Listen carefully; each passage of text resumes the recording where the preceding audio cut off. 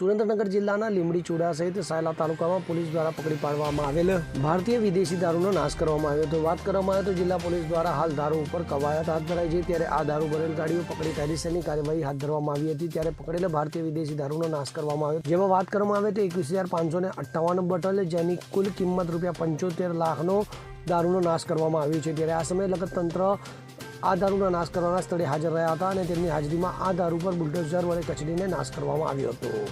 કલ્પેશ વાઢેર સાથે CN24 news, Surendranagar.